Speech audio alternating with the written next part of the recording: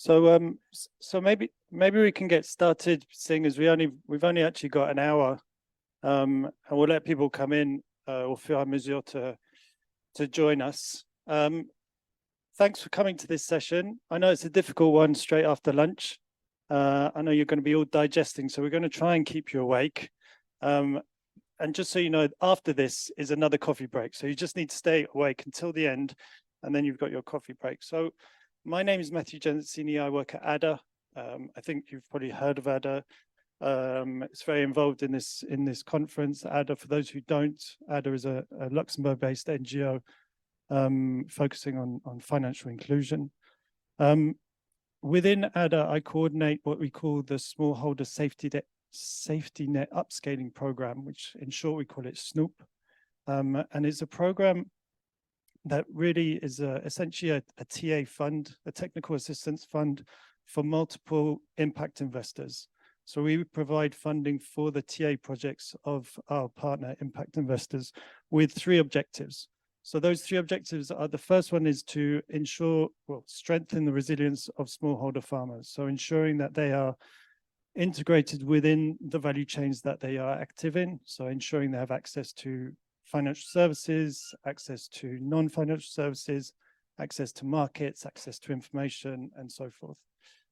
The second objective is to strengthen the value chains within which they're functioning, within which they're working. So focusing on the entities or the organizations, the enterprises within those value chains and strengthening them. So we strengthen the whole value chain itself.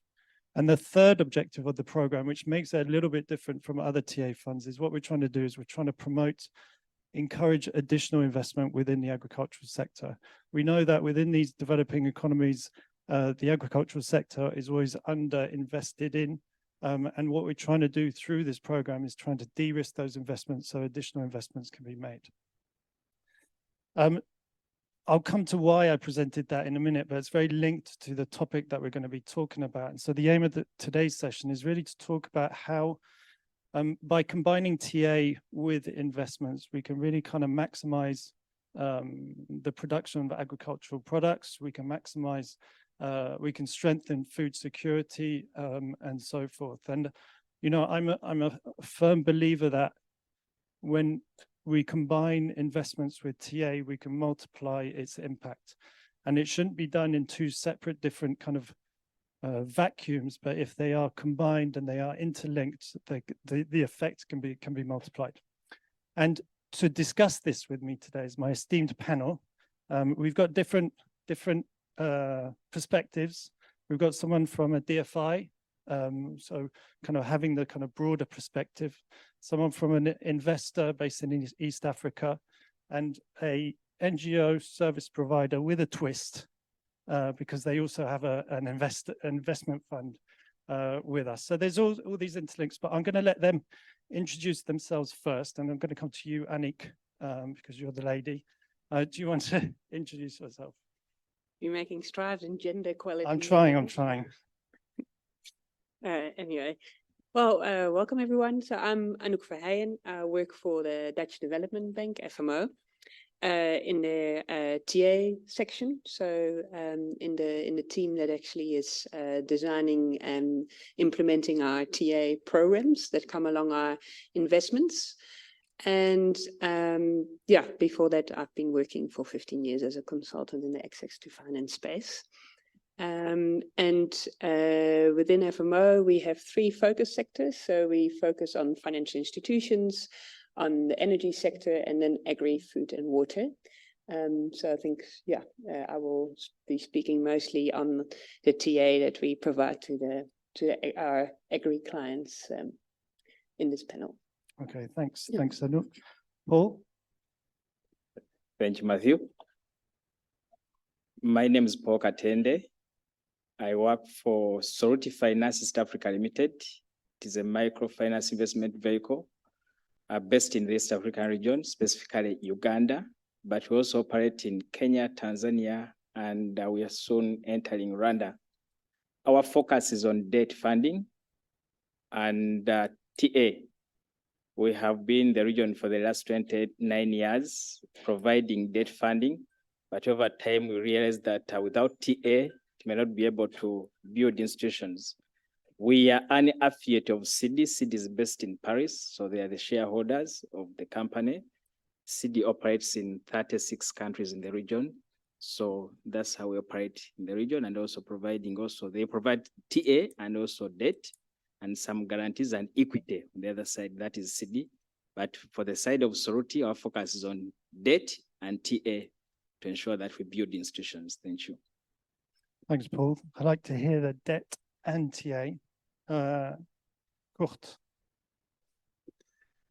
Good afternoon. Yes, what's about the twist that you are talking about is indeed, it's mentioned here, BRS Microfinance Scope. That's the investment wing of our organization. We manage an investment fund of today 22 million, and that's mainly for organizations, and that's our main activity. The twist is referring to the main activity of our organization is providing coaching, and BRS is the name of the Belgian Raiffeisen Foundation. We were founded by the former cooperative bank SERA, and today we are in Belgium an organization of this cooperative SERA as well as the KBC Bank Group, and that's from that angle, coaching is our main activity, and the investment wing is something that we started in 2016. Okay, so now you know who these guys are. What I'm going to try and do is just to set the scene a little bit, and just talk about some of the challenges that are faced when trying to invest within the agricultural sector. I'm not going to mention them all, and I don't think we need to go through all of them, but just a few key ones. Obviously, climate change is one of the big ones. You know, weather risks, managing weather crises and so forth really has a detrimental effect on food production and food security. So climate change would be one. The next one that I wanted to mention was access to market and kind of infrastructure.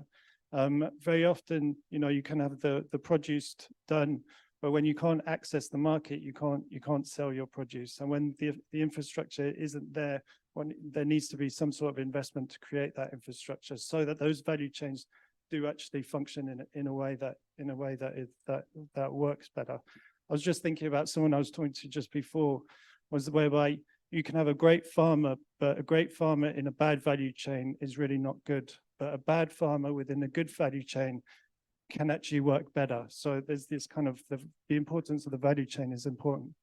And then there's the last one that I wanted to mention was capacity. So capacity, not only from the farmer's perspective, like building their capacity in terms of providing them with good farming practices and so forth, but also capacity within the organizations that are within those value chains. So business management and so forth. So this is where, you know, technical assistance, TA, can play a part, investment can as well. But before we go into it, one of the things that I wanted to ask was, you know, we often hear the word TA. It was spoken about in the session yesterday about blended finance, but people often have a various kind of concepts of what TA is. So my first question is to you, Paul. How would you define TA? Okay. Thank you, Matthew. I'll define TA based on our experience and how we work in partnership with our institutions. Sorority works through partnership model, and our partners are MFIs and some SMEs in agriculture. So to us, TA is a collaborative effort, meaning that the MFI you are supporting must be willing to be supported, and also you need to be aligned to their mission as well. So we facilitate building systems,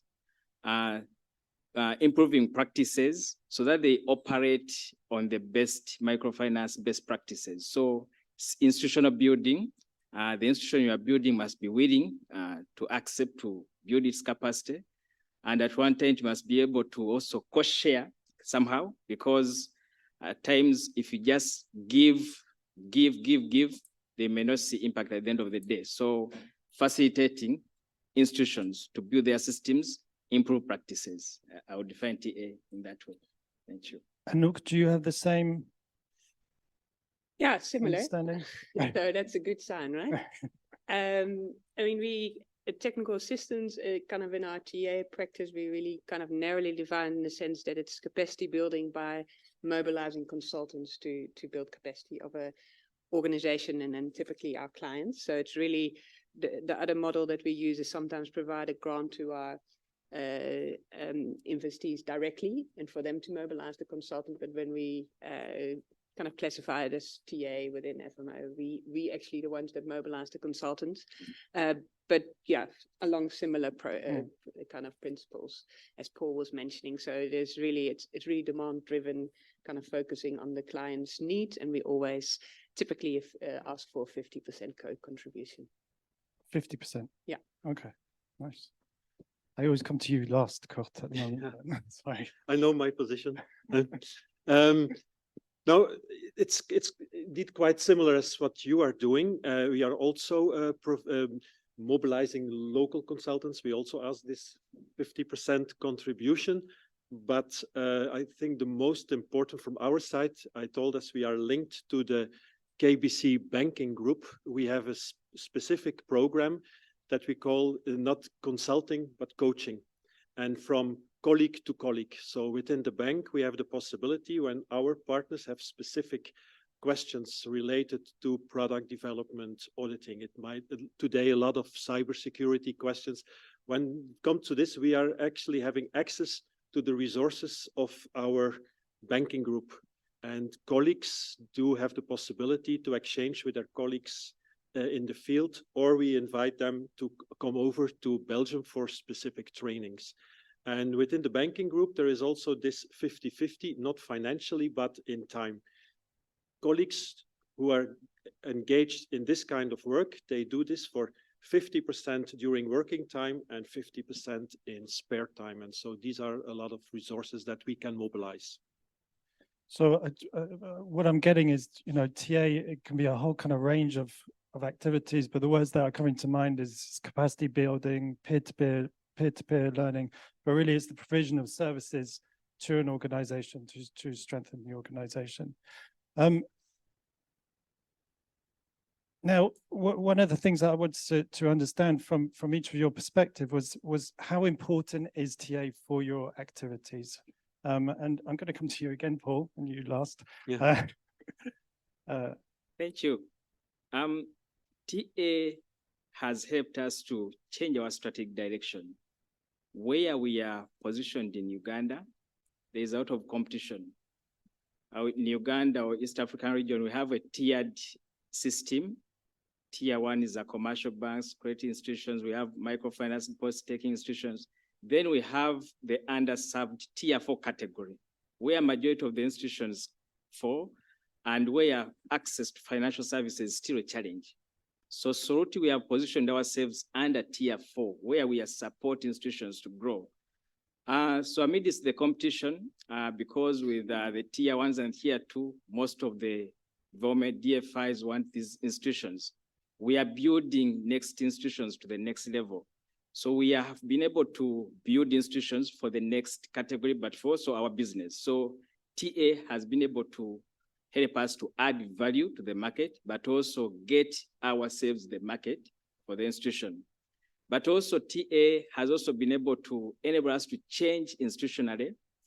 We have been able now to set up a fully-fledged capacity building unit, one-man person, but working closely with other TA stakeholders. Because with the TA, you can't be there alone. You may not have all the resources to do all the capacity building unit alone. So for us, we believe in partnerships and collaboration. And here I must say, we are so much into partnership with institutions like the French Development Agency, the other through the smaller Snoop project. So here we are also supporting mobilizing resources for these institutions that cannot reach to the DFIs of this world. So TA has also helped us to get in touch with these development institutions to be able to build these institutions. But also on our side, we have also realized that, for instance, in the agriculture space, if you are to work with some of these good MFIs, we have changed the approach of being product-wise. In Soroti, we offer product lines, agriculture, housing, so that we can build institutions in line with the product development methodologies. Because in our due diligence, we call it a risk-based due diligence. We identify gaps at the due diligence, and also at the time of partnership, we know the gaps that we need to fix. We know where to touch and where to collaborate with several stakeholders in the industry. So it helps us really move in the right direction, build institutions for the next, generation, but also be systematic in the way you deliver your products. Thank you so much. It's really interesting. You're talking about tier 4 MFIs. Like I normally talk about tier 1, tier 2, tier 3, but you're talking about a 4th tier and how much they need not only a kind of investment side of things, but also technical assistance to bring them up to a position where they can then access other funding. Maybe I'll come from the perspective of the DFI. How important is TA from your perspective? I was first, can I ask you a quick question? Yes. So whenever you provide a loan, does it always come with TA, or are you kind of looking at it from a case-by-case basis? It's a case-by-case basis and depending on resource availability. Okay. Yes, but you were looking at me directly. So it's not automatic, but it also depends on the resources available or the kind of stakeholders who are interested in building that particular line. But through our capacity building unit, we are now identifying stakeholders who are interested in building particular TA areas. And that's why we ensure collaborations and partnerships. Okay. Maybe that kind of flows naturally into my answer. I think kind of the way how TA started within FMO was really kind of providing TA to clients directly, and initially with quite limited budgets. So financing it either through our own balance sheet or through some of the funds that we manage on behalf of, for instance, the Dutch government. So we kind of have dedicated budgets for each of our departments. So that applies for Agri, for instance, too. So the kind of the TA envelope we have available, kind of we use it specifically if you look at a client basis, kind of for 2 purposes. So one is kind of risk management, I suppose, from FMO side. So kind of improving the overall performance of your clients. But more and more, there's a shift towards really utilizing TA more strategically to kind of further our impact as an organization. And I think specifically, if you look at the agri sector, given kind of our ticket sizes where we can invest from 5 million, but kind of from 10 million, that's kind of where our investments start. In the agri side, we mostly invest in larger scale agricultural companies, and it's very difficult for us as a DFI kind of to directly kind of be involved, for instance, in providing or supporting smallholder farmers. But we have set up now some TA programs where we then work with our clients to kind of look how can we make the existing business model more inclusive.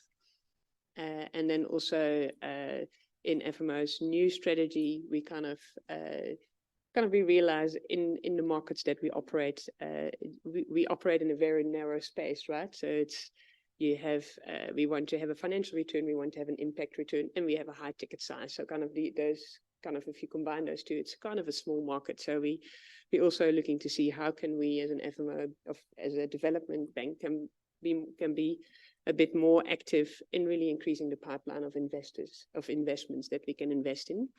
And in that sense, we also go with we're going a little bit more down market to provide support to pre-investment support to companies that might be interested for investment by us, another DFI or other impact investor, but also look at what are the key markets we would like to kind of increase our investments in, or where we would like to kind of start investment in, what are kind of key market barriers there, and how can we mobilize TA to remove some of those barriers so that we can also down the line support more investments in these markets.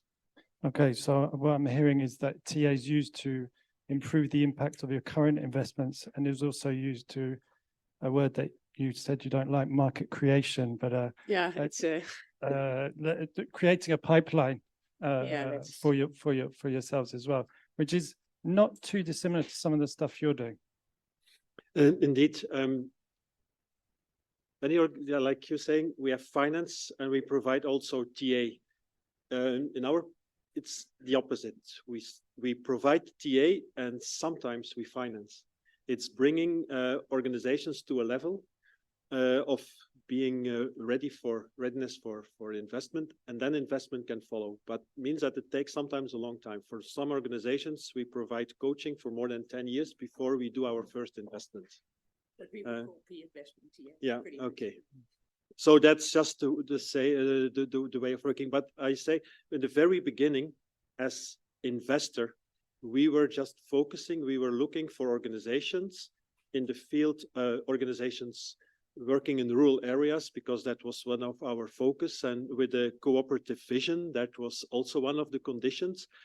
And at a certain moment, we were investing in organizations that we only knew by the files, that we have coming from working together with organizations like Incofin, who was bringing to us interesting organizations with a very good social focus, corresponding to all the conditions that we have put forward.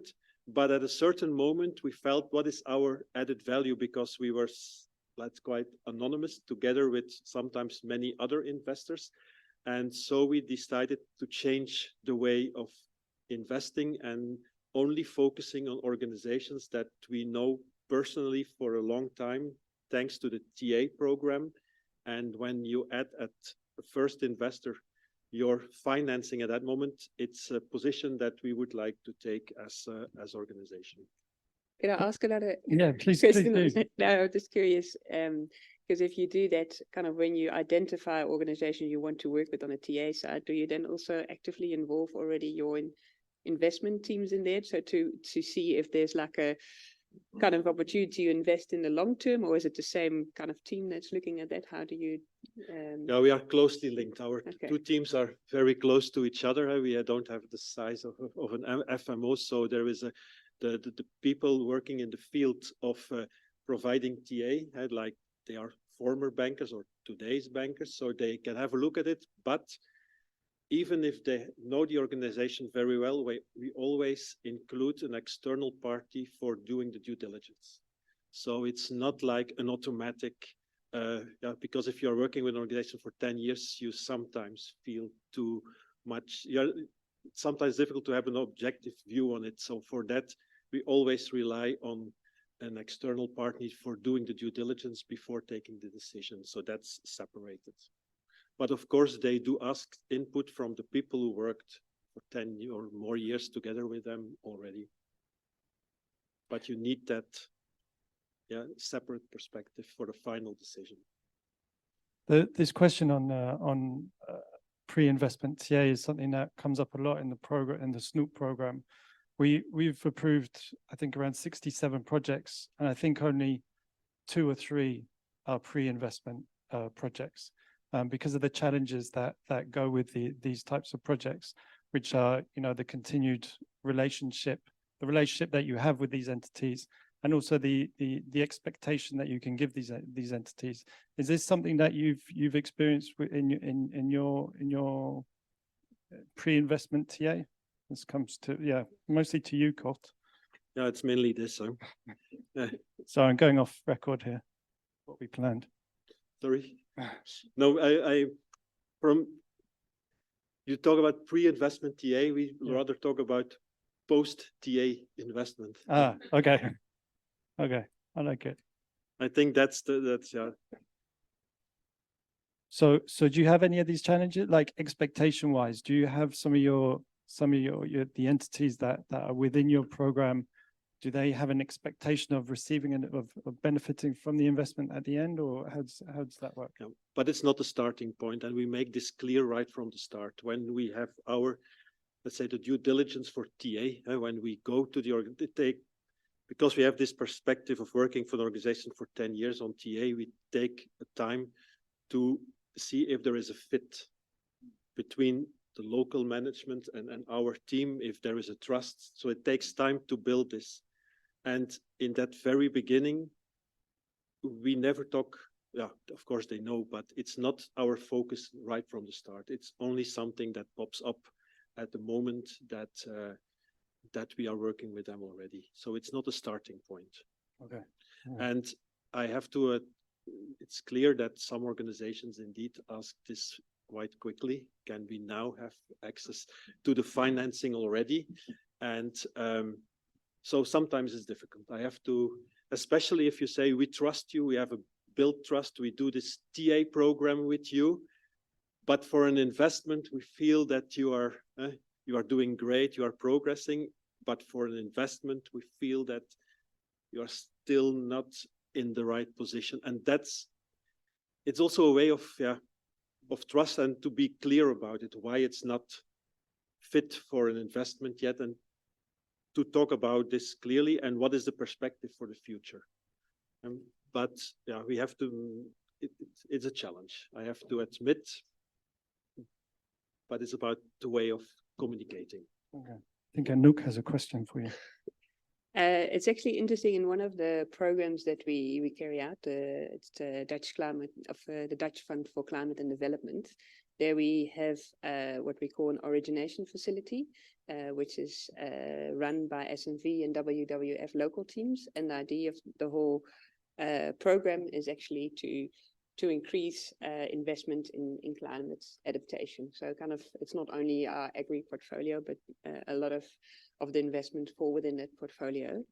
And there it took quite a while for just to get alignment also between SNV and WWF and then FMO's internal investment teams. Okay, what is it actually, what is investable from our side, from FMO, because it's, I think also the nature of them being as NGOs, they were going specifically in the beginning for projects that had a very high impact objective, but were not necessarily interesting for us to invest in as from a DFI perspective. So I think what helped really there was just really having kind of ongoing conversation. And I think in kind of investment committees, you have dedicated discussion on a case-by-case basis. It almost works a bit like jurisdiction, where you kind of, okay, slowly find out, okay, what is actually required.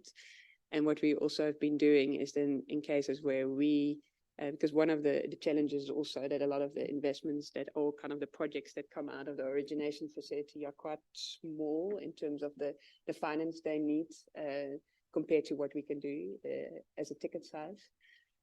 So there we also link them to other of our partners to see if they are interested in financing these projects. So even if we can't do it, that there's at least kind of a financiers with a smaller ticket size that can jump in. And I think kind of in going forward, we also kind of managing expectations and looking at how can we kind of more work on projects where we kind of work with aggregators to still reach impact on the ground. Now that's interesting, because one of the things that was mentioned yesterday in yesterday's panel with the blended finance was this difficulty of alignment between the public and private sectors, and there's also always difficulty to make sure, you know, these strategies of both or objectives of both are actually aligned, and when they're not aligned, you know, things just don't work out. Oh, questions already. We'll come to questions. Maybe let's move to types of projects. Now, within the SNOOP program that I coordinate, we have 4 types of TA projects, but I'm not going to go into that. We recently we're going to publish a study that's kind of looked at TA and different ways of categorizing TA. So that, and we're going to, within the study, they're proposing a new way of structuring or defining how to organize TA within a framework. And what they propose is to look at TA from the investee's perspective, from 2 parts. So you have what's described as an inward focusing TA, which is TA that really focuses on the investee's own functioning. So, you know, improving its governance, improving its processes and so forth. And then outward focusing TA, which is really kind of focusing on services for the end clients. Obviously, these 2 kind of outward focusing TAs overlap as well, because you can have capacity building, which is for both the institution and the end clients. But that's kind of how we're viewing TA at the moment. But Paul, could you give us an example of one of the TA projects that has been implemented within Solid-T to really kind of strengthen these value chains? Okay, thank you, Matthew. We have one institution in southwestern Uganda. The major product line, I must say, they are supporting is dairy in southwestern Uganda. They do, part of that region is basically a cattle region, but they do support a number of farmers in dairy farming. We have been working with this institution for the last 5 years. And given the climate changes in the region, really things are changing. And this is an institution that had over 55% of its portfolio in the dairy value chain. Some years back, around 3 years back, the region was hit by climate changes.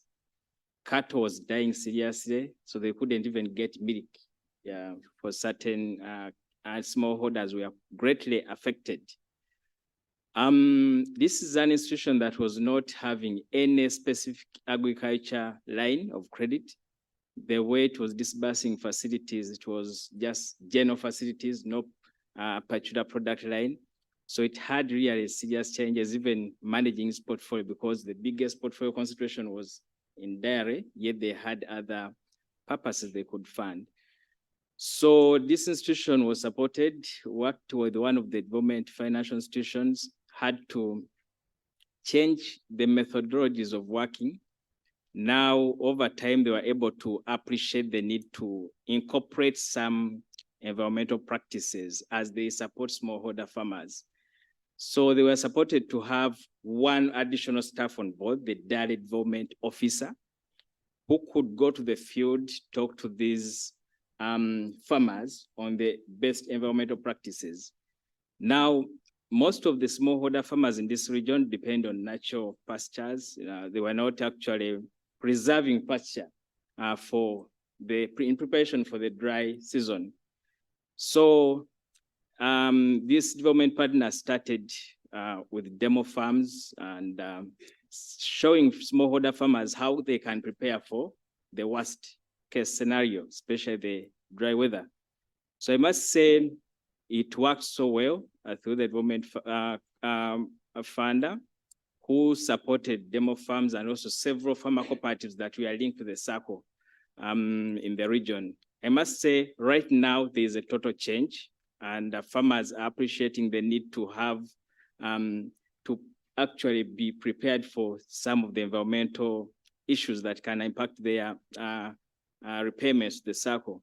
So right now, what we are doing is to support this institution through SNOP to see how best they can manage silage, really to prepare for the worst. So because the biggest portfolio is held in dairy, and this is their business. So we are trying to see how best we can also support them. But I must say, previously, they were not having anything. On our side, we help them to develop agricultural product policies, train them in risk management. We have taken them through even managing reporting on environmental indicators. That's something new to them, but it is working. And the next TA we want to support is how to manage managing dairy through the dry weather, through the silage, which is a project we are still working with SNOP. But I must say, most of these MFIs need a lot of capacities to prepare for some of the climate changes that are happening today. And has this had a positive effect on your portfolio? Yes, I must say, whatever interventions we do, we are looking at the future. This partner institution was taking very low tickets, below 100,000 euro. Right now, they are taking higher tickets, above 500,000 euro, and they have been able to increase the outreach. By the time of intervention, they had around 2,000 clients. Right now, they have doubled the number of smallholders to 4,000, which is one of the indicators we also focus. How many smallholder farmers are impacting? And these are some of the few indicators we also focus on to see outreach growth, but also portfolio growth. Okay, that's really interesting. So here we've got an example of a project really on the field working with smallholder farmers, how it is affecting or kind of de-risking the investments that they've made within these organizations. Anouk, from FMO's experience, what kind of types of TA do you implement? Yeah, I think I mentioned a little bit before where a lot of the TA is really focused on kind of improving business practices and part also in increasing kind of furthering impact. So I think a nice example of the latter is, for instance, the Casa TOF program we're involved in, which is a collaboration with BII and FCDO. And there we actually have contracted TechnoServe to really work with some of our clients, some of BII clients, to see how they can kind of make their business models more inclusive, which starts really with an assessment and then with a couple of areas where they then kind of together with the business kind of really make strides. And it's been pretty successful, and we're continuing with the program now. Hopefully we're looking at some approving further finance for it and working with the same partners again, but then taking the program a little bit larger, having still quite ambitious targets. So the target for the new program is about reaching, I think, 20,000 smallholder farmers, but where we then kind of continue with working with our existing client base, but also looking at kind of what are agribusinesses that already have kind of inclusive business models, but are not reaching scale, to really provide kind of more business development support to these type of businesses. And then, as I mentioned before, looking at, okay, what are market barriers for these kind of inclusive agribusinesses to grow, and what interventions can we do to tackle these specific challenges? So taking it a little bit in a wider perspective. Much wider perspective from higher up. From really? Where we started. Yeah, exactly. Interesting. Yeah.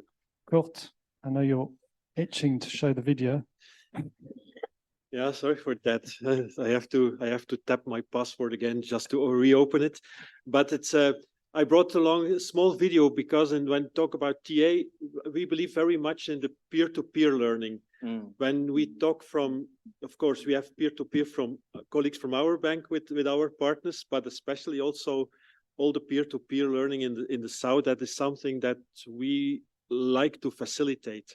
And an example was an organization.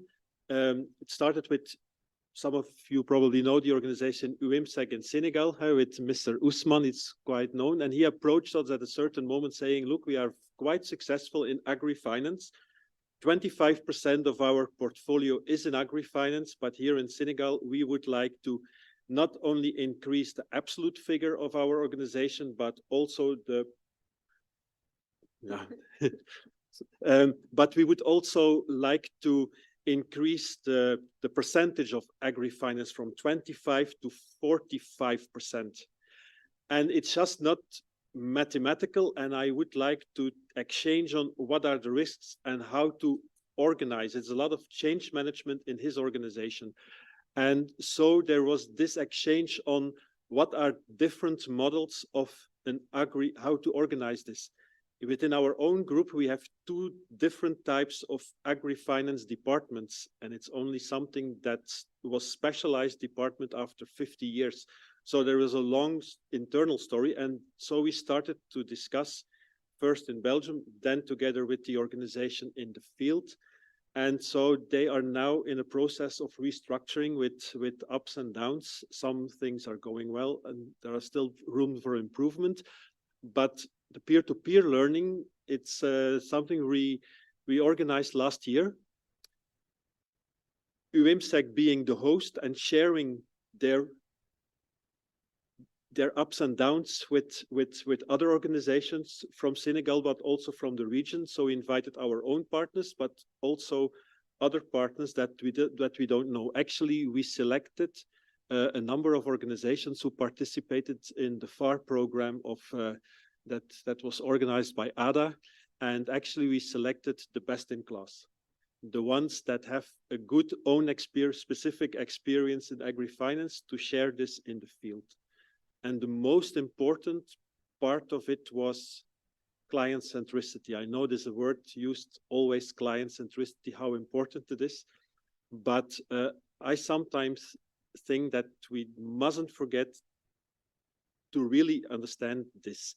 It's not only look what do clients want, but what can they do? Like, I sometimes feel that it's overestimated, the capacity sometimes of farmers to change in all these new programs. And I think I told you already once that I'm particularly sensitive to this one, because I just say my personal situation. When I'm born in a village, on the right side, 200 meters, I had two grandfathers, both of them farmers. At 200 meters from the right, a very conservative one. He doesn't want to change anything. And on the left one, a very progressive one. He was the first one in the village who bought a tractor. He was the first one who sold the cattle to replace it by pigs. No, he was the one changing. I can imagine these are the ones that you see in all these programs of successful investments. I'm sure that if there was a program at that moment in Belgium, my left grandfather, he would be in the picture everywhere. Like you will see in this one, my right grandfather, he will not be in any picture. He was very conservative. He wanted to increase, but not take a loan, certainly not going to a bank. You can imagine the family, when they come together, it was completely the opposite. And when we have these programs, I'm always thinking about this. How would he react when we come with this kind of program? And I like very much what you said. I think he was a bad farmer, but in a very good value chain. And he could survive at that time. Today, with this mentality, he couldn't survive. And I think this in the program, we didn't talk only about client centricity, but we took the people to the field and I said, force people, keep talking. And if you don't know the farmers yourself, find a way of understanding them or working with organizations, teaming up with other organizations who know these farmers' real lives, what they think, and absorption capacity, because at the end, they have to take the risk. They have to change a way of working that they know for a long time. And so that's something that we always emphasize in all of these programs. And so I have now to tap my password to show a 3-minute video of this one, and we will reorganize this. And we are still looking for 4 organizations to join the program in Senegal in February.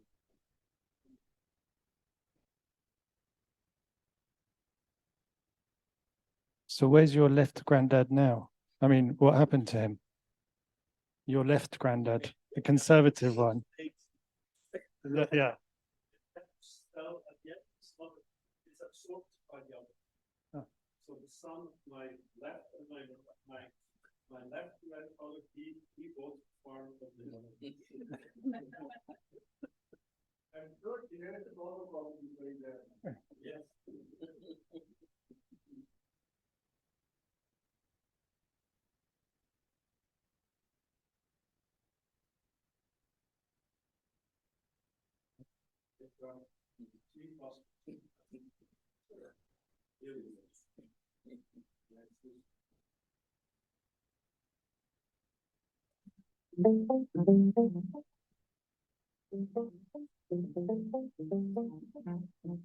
Ik ben Bart Speelman en ik werk voor BRS.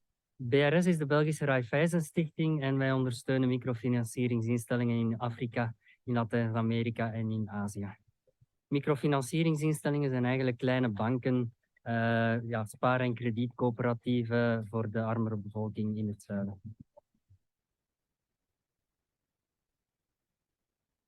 We denken dat het belangrijk is om die te ondersteunen, omdat ze elkaar eigenlijk kunnen heel veel inspireren en van elkaar leren. Dus we werken eigenlijk met de mensen van KBC en SERA werken we samen om hen te ondersteunen en hun opleidingen te geven en hem te laten samenwerken, maar ook niet alleen de ervaringen vanuit België met hen te delen, maar we laten hun ook ervaringen onder elkaar delen. Je m'appelle Toko Massi. On est à Kaolack, dans une ville du centre du Sénégal, où on est en train de réfléchir avec 27 participants autour du financement agricole. Nous sommes venus ici cette semaine du 3 au 6 pour participer à un atelier d'agrifinance organisé par la BRS, un co-organisateur l'IMSEC. We brengen eigenlijk deze week mensen samen van 10 verschillende microfinancieringsinstellingen van de ganse regio hier in West-Afrika. Dat zijn allemaal verantwoordelijken van een microfinancieringsinstelling die dat ook actief zijn in landbouwfinanciering. En de bedoeling is dat ze zo elkaar inspireren en van elkaar leren, hun ervaringen met elkaar delen en dat we zo samen kijken hoe dat ze hun activiteiten kunnen verbeteren. C'est important de réfléchir sur la question de la finance agricole parce que l'agriculture représente entre 60 et 80% de la population ici en Afrique. Et donc, il est absolument crucial de trouver des financements et un accompagnement dédié à la plus grande partie de la population. Je trouve que c'est très important l'échange d'expériences parce que nous ne pouvons pas, nous, arriver avec des solutions clés en main. Nous allons co-construire avec les différents acteurs des IMF présents. On va échanger l'expérience, on va voir ce qui marche dans un pays, pourquoi ça ne marcherait pas dans un autre. On va essayer de faire en sorte que les gens vraiment travaillent ensemble pour, en équipe, construire des solutions valables. Si chacun des participants retourne dans son pays avec une ou deux bonnes idées qu'il va essayer de mettre en pratique, nous aurons gagné. We willen eigenlijk die Zuid-Zuid-uitwisseling, die kruisbestuiving tussen de ervaringen van de mensen uit de verschillende landen uit de regio, die willen we stimuleren samen met de uitwisseling van ervaringen van het noorden, van Jean Machelin, van CBC en de collega's van KBC. Je pense que les participants vont découvrir qu'il est très important de faire le focus sur les besoins du client. Parce que c'est ça, en fait, la clé.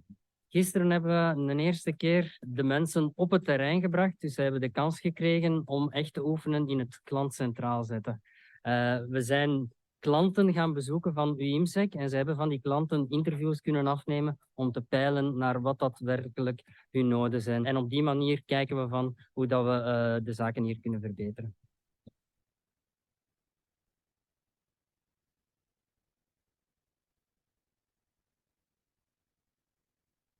Nice, thanks. Anything to add? When's the next one? That will be in February in Uganda. Okay. Yeah. What's nice is this kind of peer-to-peer, south-to-south learning combined with the peer-to-peer north-south learning.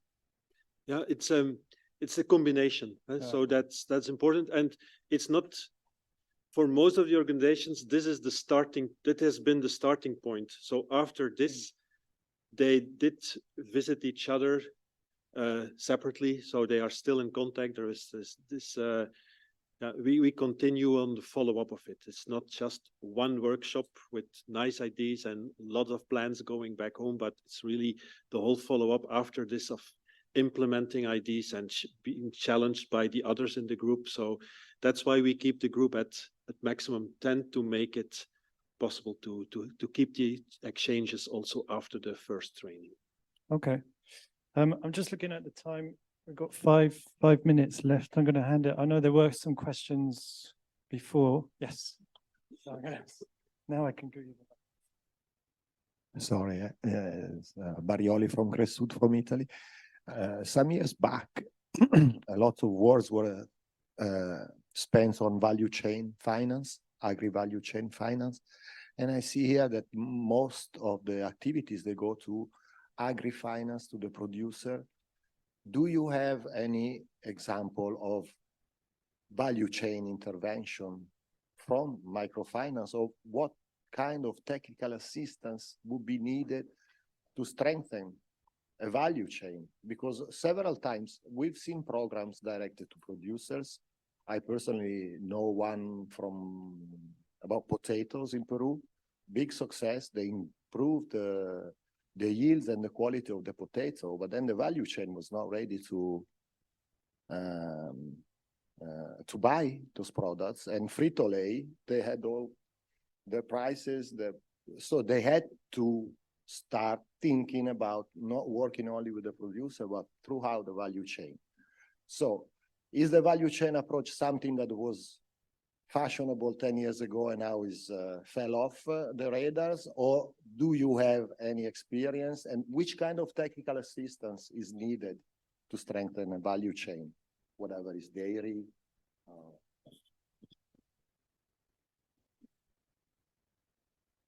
Who wants to go first? Go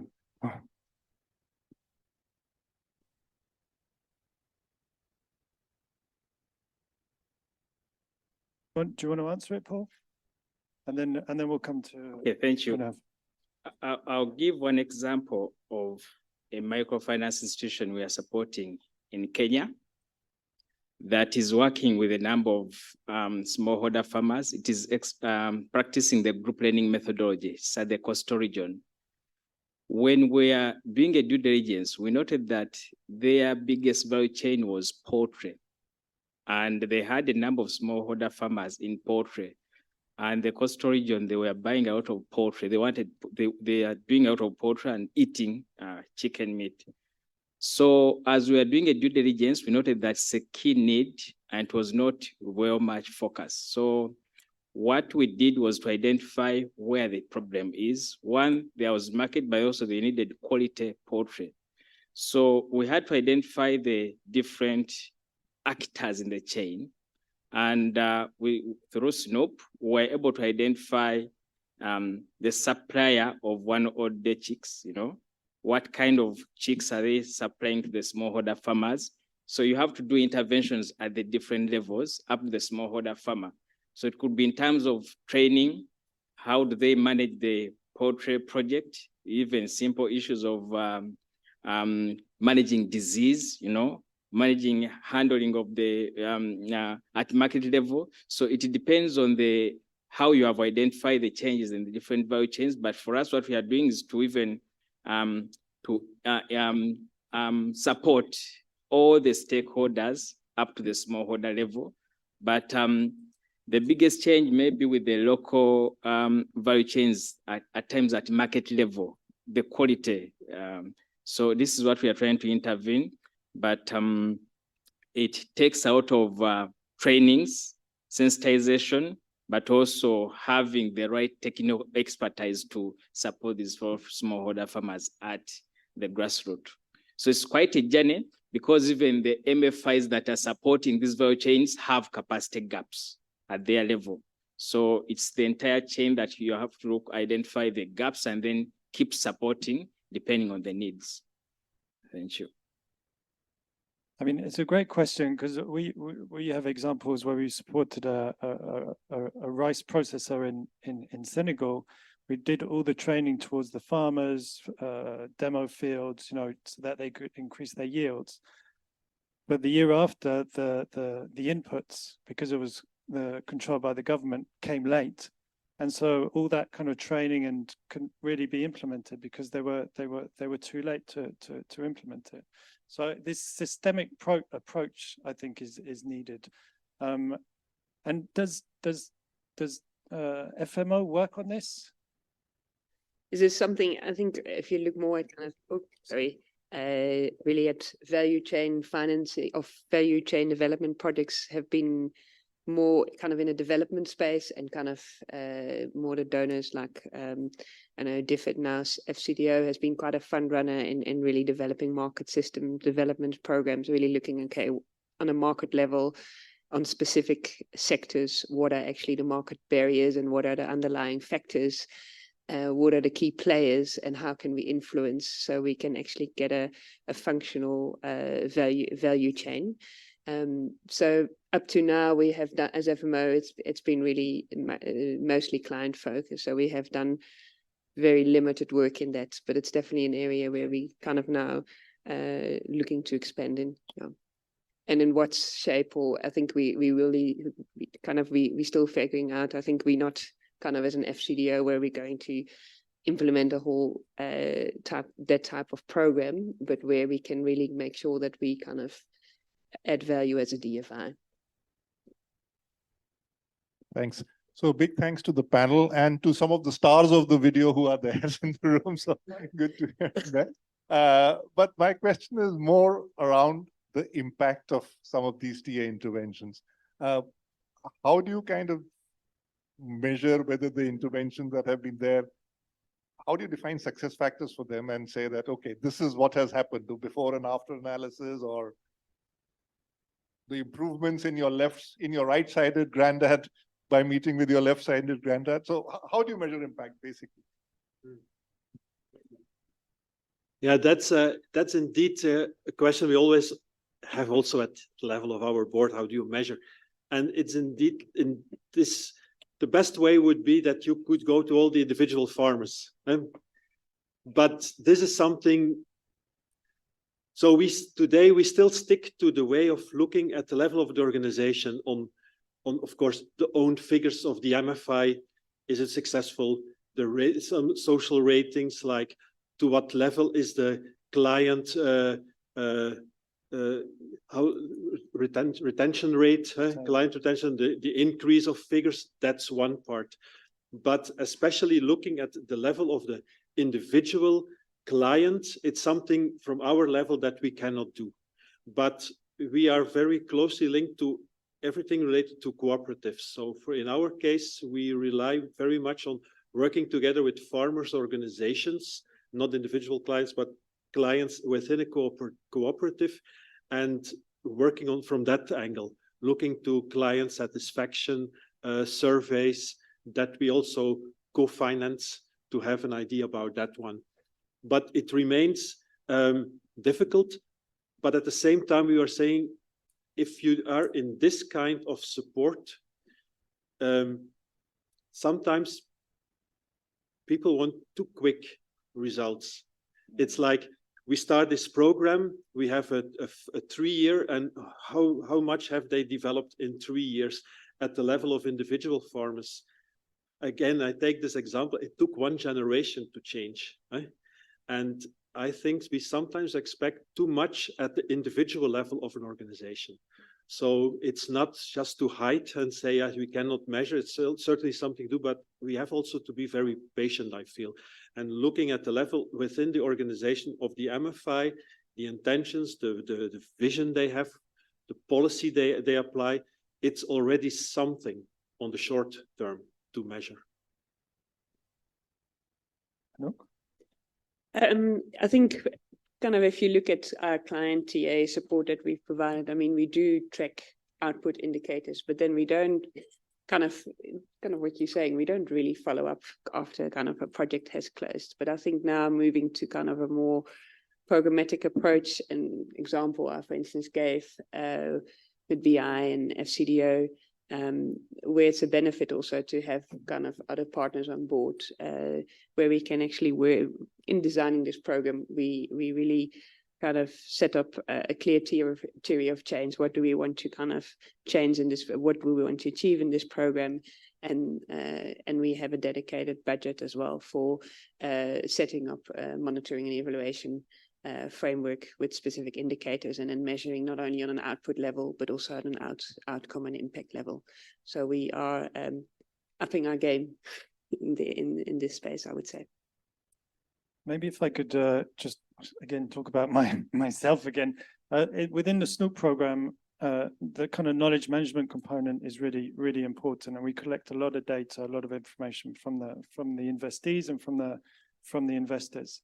At the end beneficiary, what we do is we implement what we call perception surveys. So these aren't impact. We really don't use that word impact anymore, because they're the perceived change. So we're not saying that because of our TA project, there's been this change. We're saying because of our TA project, there's been this perceived change. So there's not a kind of academic, robust research behind it. It's just the perceived change. And it's essentially, people going out with questionnaires, collecting that information from the field, from the end beneficiaries, and then us having that data and then analyzing it. We find it a much kind of more efficient way of collecting that information, of trying to measure our change, and we do it only for a certain number of projects. Are there any other questions? One more question, otherwise I'll let you go and get your coffee. If you are to devise some Ah. of those, no, so great that I understand the general part of, but if you are to define some indicators that could perhaps show a perceived change, what would be the top three? Just